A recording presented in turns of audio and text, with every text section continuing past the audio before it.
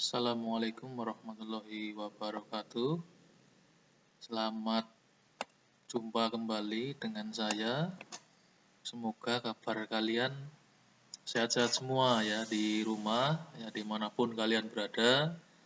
PJJ masih tetap dilaksanakan selama masih ada penambahan COVID-19, ya, kasus COVID-19.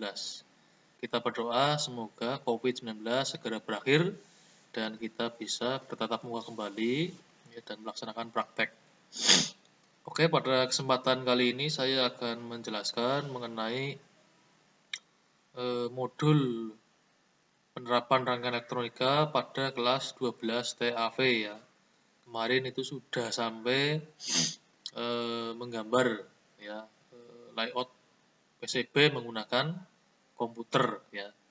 Di sini kalau kita lihat ya, saya akan menjelaskan mengenai apa saja ya yang nanti akan kita praktekkan kalau sudah bisa berhasil tatap muka. Jadi nanti kita akan menggunakan komputer untuk menggambar ya, tentunya pakai software menggambar PCB. Nah, banyak sekali softwarenya, di antaranya adalah Visio, PCB Designer, kemudian Deep Trace, ya, Circuit Wizard, Sprint Layout, dan lain masih banyak. Ya, contohnya yang lain itu ada Eagle ya. Nah, nanti kita gunakan ini Deep Trace ya. Kalau kalian punya komputer di rumah, kalian bisa coba download ya, software namanya Deep Trace ya, yang freeware saja. Itu besarnya sekitar 90 mega ya. Tidak terlalu besar. Itu masih bisa kalian download dari rumah ya, jika menggunakan komputer ya. Kita pakai Deep Trace ya. Kita fokus ke salah satu software saja ya. Walaupun ada juga PCB Designer itu yang nggak terlalu besar, tapi kelebihan Deep Trace itu dia bisa untuk mencari jalur sendiri atau routing secara otomatis ya. Itu adalah salah satu software-softwarenya ya, nanti kita praktekkan ya kalau sudah ketemu. Ini salah satu contoh software namanya Sprint Layout 6. Kemudian yang bawah ini adalah contoh dari Deep Trace. Komputer di sekolahan itu sudah saya install Deep Trace semua ya, jadi nanti tinggal pakai saja. Nah, di sini nanti kita akan melihat nih ya, proses-prosesnya ya, ukuran-ukuran kakinya. Kalau standarnya untuk kaki IC, ini contohnya kaki IC itu lebarnya sekitar 2,54 ya milimeter ya. Kemudian kalau kaki potensiometer itu sekitar 5 mm ya. Nanti kalau mau lebih jelasnya memang harus praktek ya. Kalau teori ya kesulitan.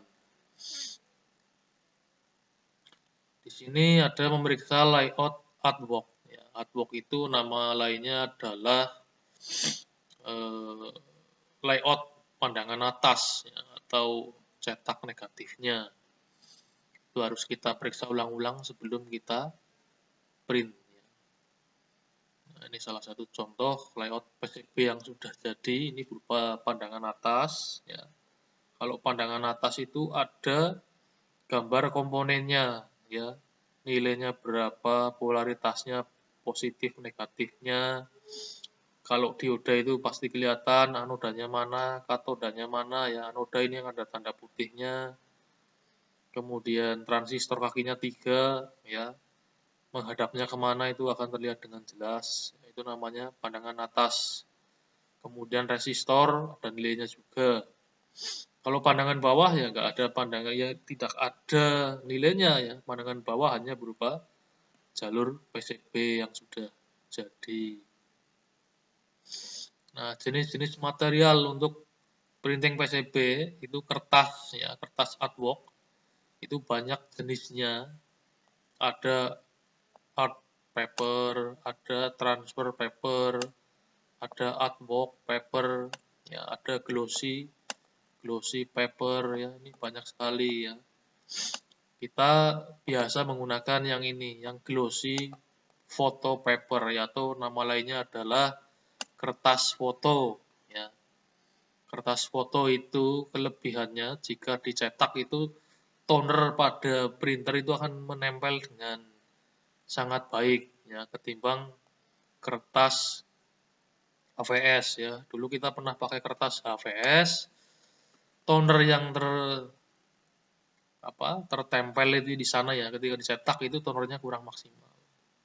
Kemudian kita juga pernah menggunakan kertas khusus transfer paper ya, tapi malah pada saat kita cetak itu kertasnya tergulung ya karena tipis ya. Kan printer laser jet itu seperti fotokopian ya, panas. Sehingga ketika kena panas dia ngeluntung ya. Kalau kertas foto kan tebal. Nah, ketika dia kena panas ya dia nggak ngeluntung. Malah hasilnya bagus. Jadi kita pakai yang ini ya, glossy paper atau kertas foto. Kertas foto itu banyak ya yang jual di fotokopian, ada di toko foto ya atau studio foto juga dia menjual. Biasanya untuk kertas artwork ini memiliki dua ciri, yaitu satu sisinya licin dan satu sisi lainnya itu kasar. Nah, bagian mana yang digunakan untuk mencetak ya? Printer itu memberikan toner pada bagian yang licin ya, jadi nanti jangan sampai salah pasang kertas pada printer ya. Jadi bagian yang licin itu yang digunakan untuk menempelkan tonernya. Biasanya kalau bagian kasar ya tertulis itu foto paper ya. Ini contoh kertas transfer paper ya, yang warna kuning. Ini kita nggak pakai yang ini. Nah, kemudian untuk printer itu kita menggunakan yang jenisnya laser jet ya. Kalau laser jet itu printer yang khusus menggunakan toner, jadi seperti mesin fotokopian. Kenapa pakai laser jet? Ya, toner itu sifatnya kalau dia sudah tercetak di kertas dan kertas itu terkena air atau minyak, maka kelebihan toner itu tidak akan luntur ya. Tapi kalau kita pakai printer selain toner ya, seperti printer inkjet ya, pakai tinta biasa suntikan ya, maka kalau kita gunakan itu terus terkena air, terkena minyak, cetakannya akan luntur, tidak bertahan.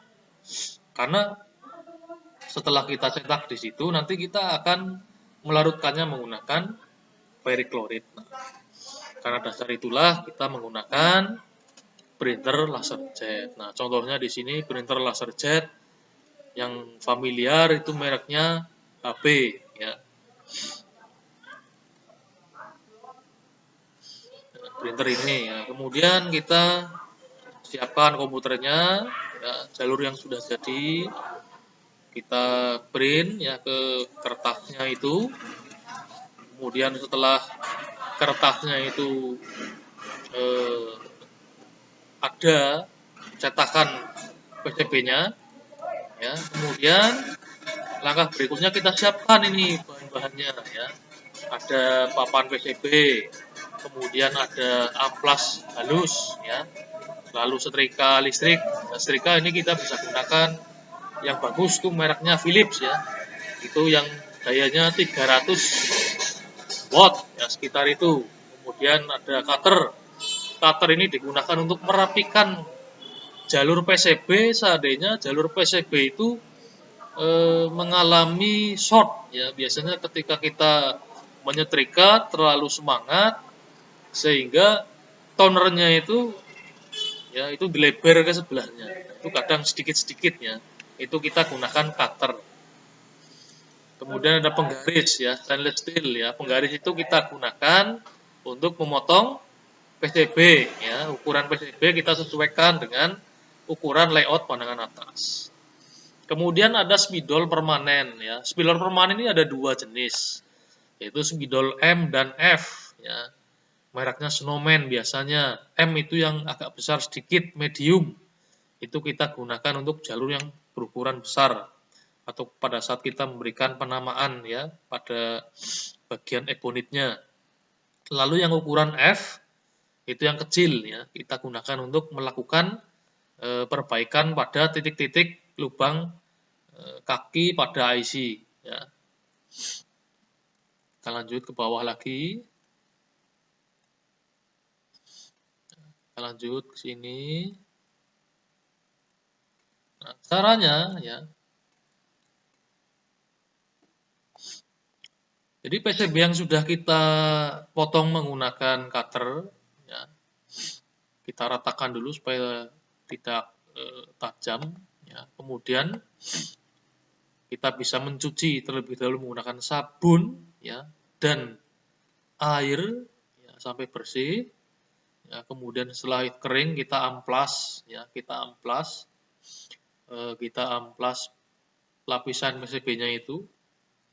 Setelah kita amplas sampai betul-betul bersih, kemudian kita lakukan ya, penyetrikaan ya pada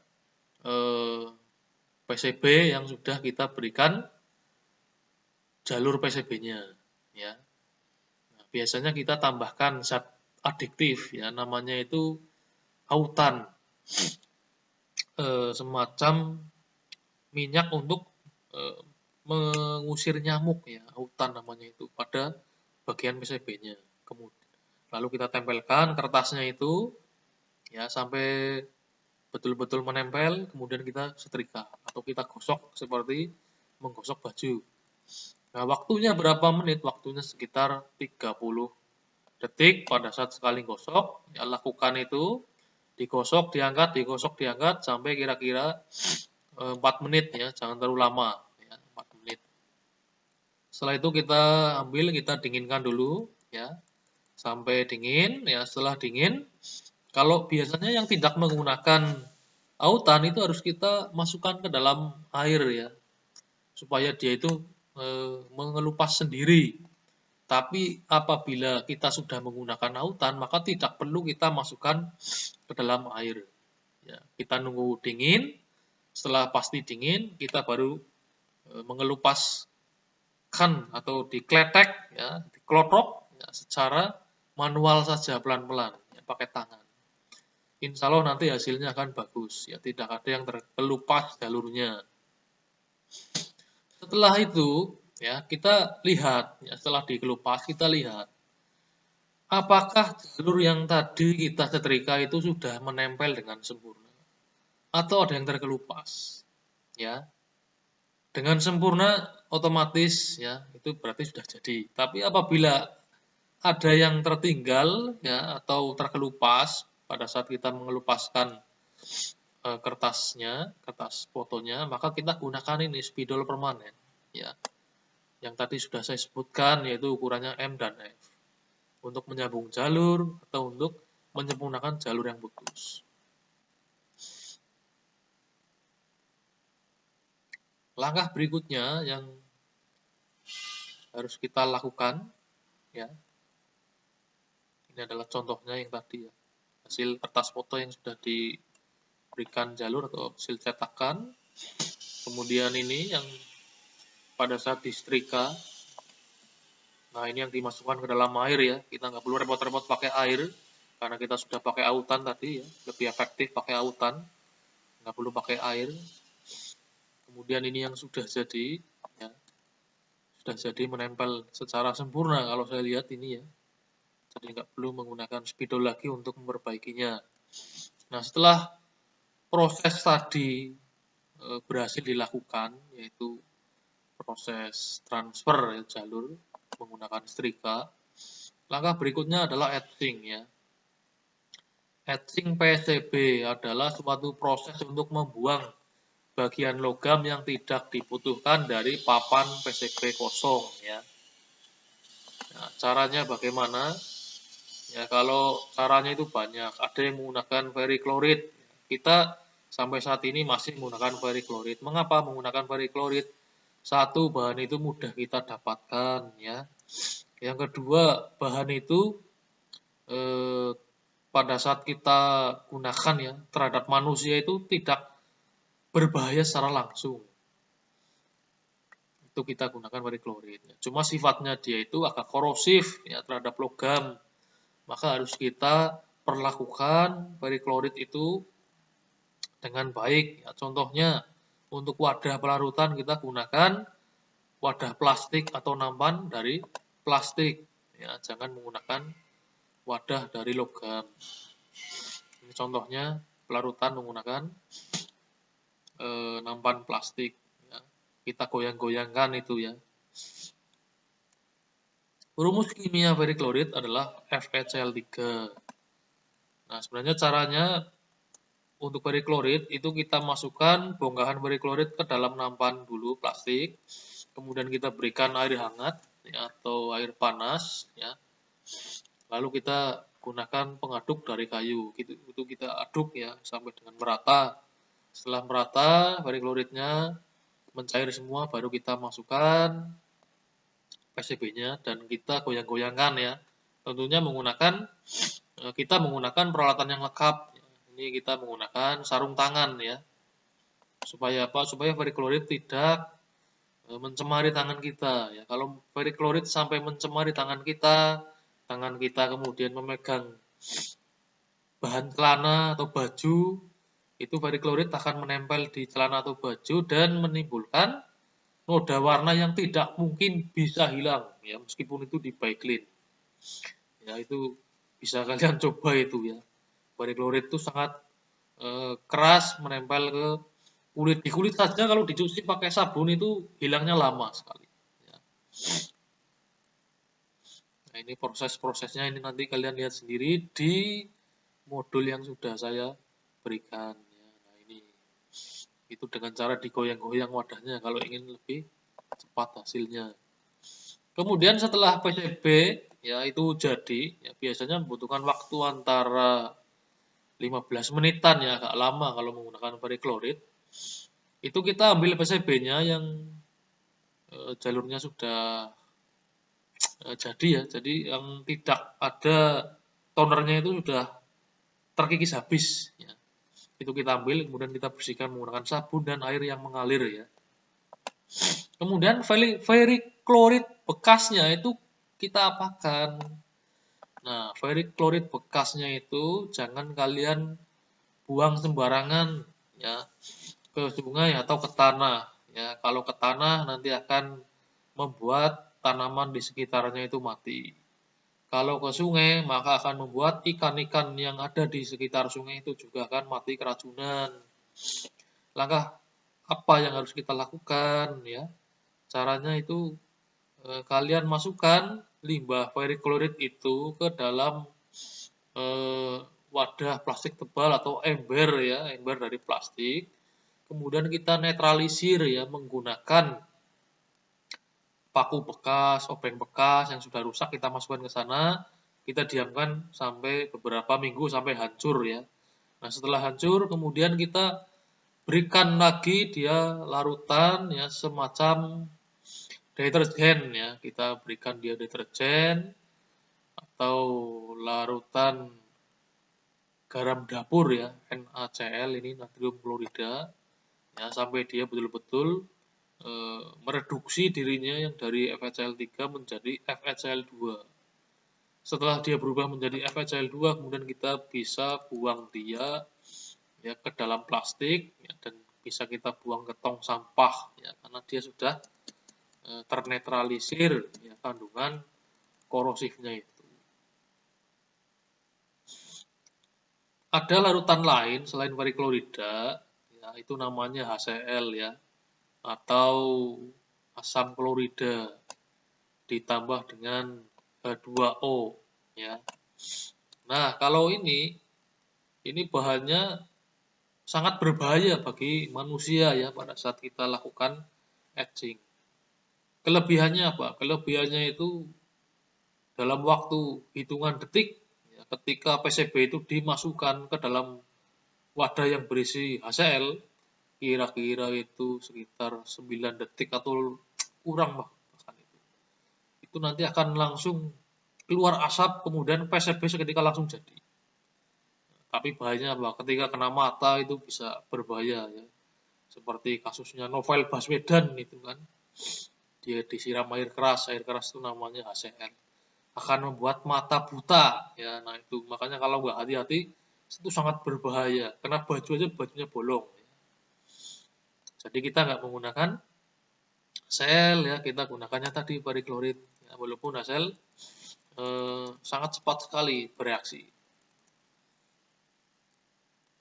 Tadi kelebihan ya dan kekurangan MSL3 dibaca sendiri ya.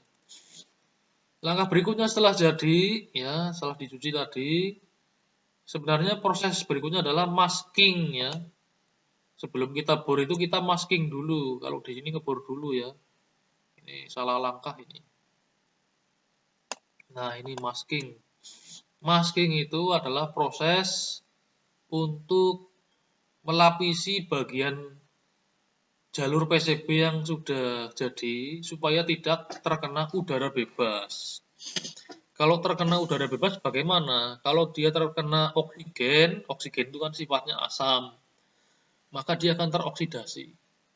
Yang tadinya warnanya sudah bagus, ya mengkilap tembaga, setelah dia teroksidasi maka akan kusam, ya kehitam-hitaman. Jadi setelah kita larutkan, jadi langsung saja kita lakukan masking. Ya. Masking di sini banyak caranya. Dari menggunakan spray atau pilok ya dengan warna clear atau transparan. Nah, kelebihannya apa kalau pakai pilok? Kelebihannya pakai pilok itu cepat prosesnya dan harganya murah. Tapi kekurangannya dia itu kan cat ya, sehingga pada saat kita mau menyolder bagian kaki komponennya itu kesusahan. Cat ini kan sifatnya seperti lem ya, sehingga lapisan timah nanti yang terkena panas tidak akan nempel di kaki PCB-nya. Harus kita amplas lagi yang bagian PCB yang mau di solder. Nah, jadi kita pakai apa? Ada langkah lainnya ya. Yang kedua ini pakai gondorugem ya. Gondorugem ini getah minus sebenarnya ya. Digunakan untuk listur ya sebenarnya. Gondorugem juga bisa kita gunakan ya. Tapi karena sifatnya itu tadi yang mirip-mirip seperti pilok ya, lengket-lengket gitu ya. Jadi kurang maksimal saja menurut saya. Nah, yang paling bagus itu kita gunakan ini. Nah, pakai perak nitrat. AgNO3. Nah, ini kita sudah beli ini, kita sudah punya. Beberapa tahun belakangan untuk praktek di PRE bikin PCB kita gunakan ini. Ya, perak nitrat. Perak nitrat ini tinggal kita taruh ke dalam wadah plastik. Iya betul wadah plastik ya. Kemudian kita amplas dulu PCB-nya ya. Setelah PCB kita amplas langsung kita redam ya. Kalau perak nitratnya baru itu enggak sampai 5 menit ya, 4 menit itu sudah jadi. Ditandai dengan apa? Dengan warnanya yang keperak-perakan. Yang tadinya PCB itu kekuningan, kita masukkan ke perak nitrat itu menjadi keperak-perakan. Setelah jadi perak itu kita ambil. Kemudian kita bilas pakai air bersih. Kalau nggak kita bilas bagaimana? Nah, itu perak juga berbahaya bagi kesehatan manusia. Jadi kita harus bersihkan PCB yang sudah dilapiskan dengan perak nitrat. Nah, perak nitrat itu kelebihannya kalau kita solder malah tambah bagus hasilnya. Ya, tidak mengalami kesulitan. Ya. Perak ketemu dengan timah yang panas itu langsung lumer. Ya, hasilnya bagus. Lalu setelah kita masking, langkah berikutnya ngapain ya? Kita lakukan pengeboran ya. Pengeboran tentunya menggunakan bor tangan ya, bukan bor meja. Untuk bor tangan atau bor PCB ini ada banyak sekali ukuran mata bornya. Rata-rata kita gunakan ukuran 1 mili ya dan 0,28 mm ya. Ini untuk kaki IC, kaki resistor ya, kaki dioda ya. Kalau yang 1 mili biasa kita gunakan untuk dioda rectifier dengan ukuran 1 ampere kan agak besar itu ya. Kemudian kabel-kabel ini kita gunakan yang besar 1 mili. Lalu yang 2 mili ya buat apa? 2 mili itu untuk relay, kemudian untuk kaki potensiometer, yaitu kan agak besar ya, kita gunakan yang ini ya. Tapi rata-rata kita gunakan yang 1 mili saja sudah cukup. Kalau misalnya untuk yang potensio lubangnya agak besar ya, tinggal kita pada saat ngebor itu pakai teknik untuk dilebarkan lubang bornya itu. Kemudian teknik menggunakannya seperti apa? Nah, di sini yang kalian lihat, ini contoh memasang mata bor. Jadi, di bor tangan itu sudah ada perlengkapannya. Kalau kita mau melepas, itu kita gunakan ada semacam ini, tongkat untuk menahan putaran daripada mata bor. Kita buka menggunakan obeng min. Yang satunya kita tahan, ini ada lubang untuk menahannya, untuk pengaitnya ini. Kita putar ke arah kiri. Kemudian kita ambil mata bor yang baru, kita masukkan, kita kencangkan dengan cara yang sama ya, dengan arah sebaliknya. Pada saat mengebor ya, perhatikan PCB harus kita alasi dengan kayu ya, kayu atau styrofoam ya, itu bisa kita gunakan sebagai alas ya, biar meja prakteknya itu tidak tidak ikut berlubang karena terkena mata bor. Dan lakukan mata bor itu, dan pada saat melakukan pengeboran itu, mata bor harus tegak lurus dengan objek yang akan dibor. Nah, harus tegak lurus 90 derajat posisinya ya, seperti ini. Ini PCB-nya ini harus lurus seperti ini. Ya, kalau miring seperti ini, miring kayak gini, saya jamin itu mata bornya akan cepat patah ya. Eman-eman mata bor ya, regane 2.000-an patah ya, enggak artinya enggak sampai selesai, padahal itu kalau betul seperti ini, itu bisa kalian ngebor sampai 10 PCB itu masih turah itu mata bornya. Jadi yang perlu diperhatikan pada saat ngebor, tegak, lurus. Ya. Kemudian apalagi di sini yang kira-kira belum dijelaskan oleh buku ya. Kita cari satu per satu ya. Ini masking sudah. Nah, langkah berikutnya berarti ya tinggal memasang komponen saja. Nah, kalau untuk memasang komponen berarti apa dulu yang dipasang? Komponen. Komponen itu kan ada dua, komponen pasif dan komponen aktif ya. Komponen pasif itu komponen yang tidak menggunakan tegangan ya, artinya dia itu sifatnya tidak memerlukan tegangan ya dengan aturan-aturan tertentu. Tapi kalau komponen aktif dia itu sensitif terhadap tegangan. Maka yang harus kalian pasang terlebih dahulu adalah komponen yang pasifnya dulu. Ya, komponen pasif kalian pasang, terutama resistor, ya dipasang searah. Ya, misalnya warna yang paling terakhir, ya emas itu yang bawah sendiri atau kanan semua, ya biar rapi. Baru setelah itu kalian pasang kapasitornya. Setelah kapasitor apa? Potensiometer misalnya. Setelah pasif terpasang semua, langkah berikutnya adalah memasang komponen aktif. Komponen aktif contohnya adalah dioda, transistor, kemudian IC. Ya, itu yang kalian pasang dulu. Contohnya yang dioda dulu, yang komponen tidur. Setelah itu transistor ya. Kemudian setelah itu IC-nya. Mungkin itu dulu ya penjelasan saya mengenai proses pembuatan PCB ya menggunakan transfer paper ya, medianya apa tadi?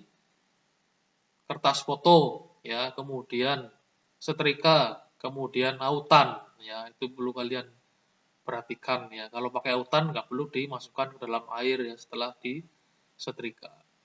Nah, video berikutnya adalah mengenai cara-cara menggunakan software DeepTrace untuk menggambar jalur PCB. Ya, nanti kita akan menyiapkan skemanya. Skemanya akan kita bikin menjadi jalur PCB. Sekian dari saya, terima kasih. Saya akhiri. Wassalamualaikum warahmatullahi wabarakatuh.